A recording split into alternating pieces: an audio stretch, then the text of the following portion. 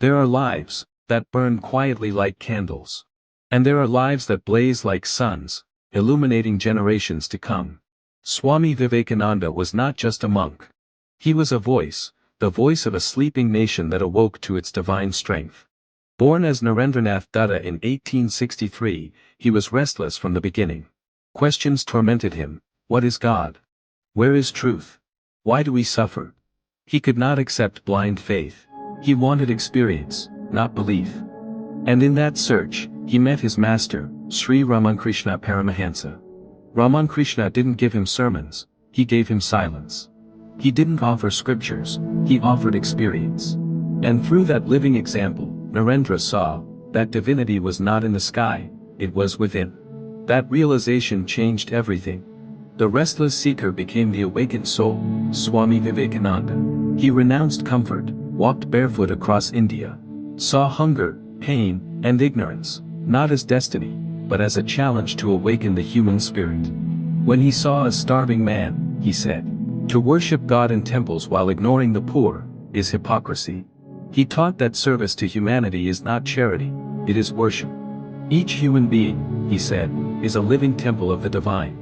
In 1893, he stood before the Parliament of the World's Religions in Chicago. A simple monk, wearing ochre robes, speaking to the most educated minds of the West. And his first words still echo through time. Sisters and brothers of America. That one sentence, born of love, not pride, received a standing ovation. Because in that moment, humanity felt its unity. He spoke of a truth that belongs to no religion, no nation, no era. That all souls are divine. And the purpose of life is to realize that divinity. He did not come to preach Hinduism. He came to remind the world of oneness.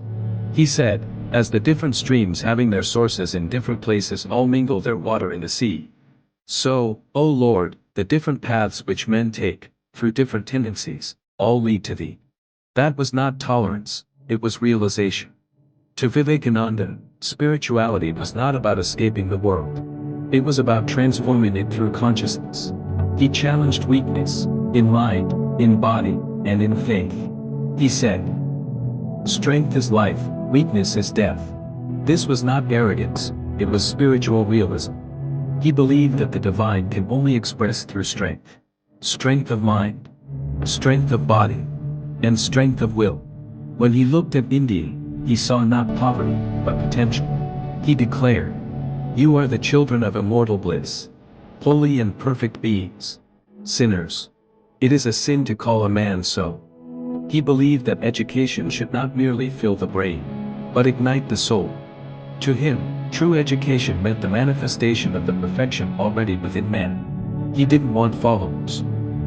He wanted thinkers, creators, warriors of the spirit. He said, "Arise, awake, and stop not till the goal is reached." These were not just words, they were mantras of awakening. He wanted every young person to look within and say, "I am the maker of my destiny."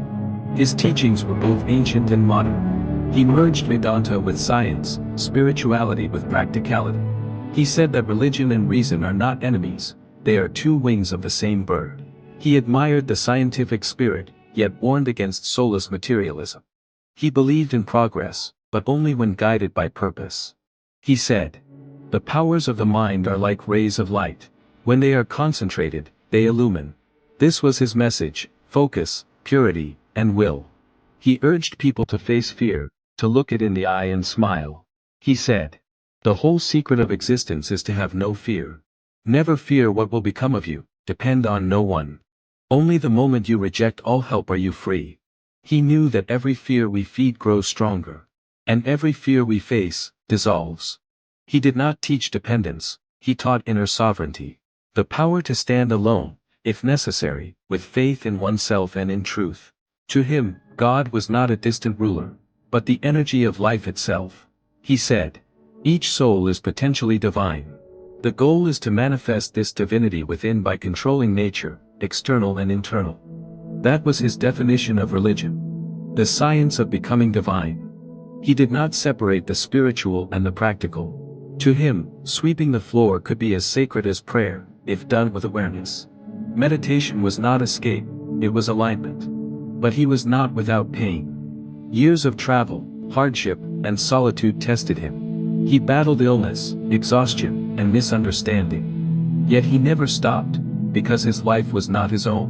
He once said, "I have a message, and I will give it, even if I have to die 100 deaths." And he did. At the age of just 39, his body gave way. But his flame burned still. Swami Vivekananda's vision was larger than religion. It was about the evolution of consciousness. He saw humanity as divine energy, struggling to awaken from sleep. He believed that the future of every nation, every civilization, depends on its people realizing their own greatness.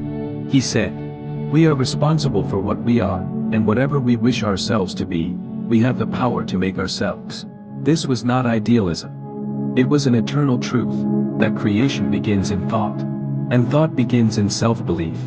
In today's noisy world, his message feels even more urgent.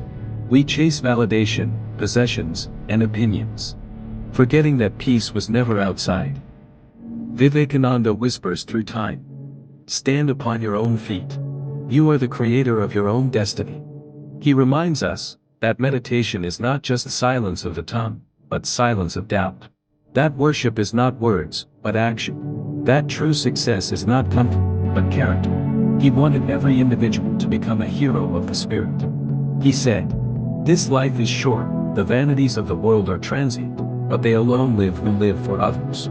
He saw service not as duty, but as expansion of the heart. When we serve others, he said, we are serving God himself. To live for oneself is instinct. To live for others, that is evolution. Swami Vivekananda's dream was of a fearless humanity. A world where East and West meet, not in conflict, but in understanding. Where science explores matter, and spirituality explores mind. Where man realizes that his truest temple is within. He once said, "They alone live who live for others, the rest are more dead than alive." And perhaps that is the secret of immortality. The body dies, the voice fades. But the message lives, if it was born of truth.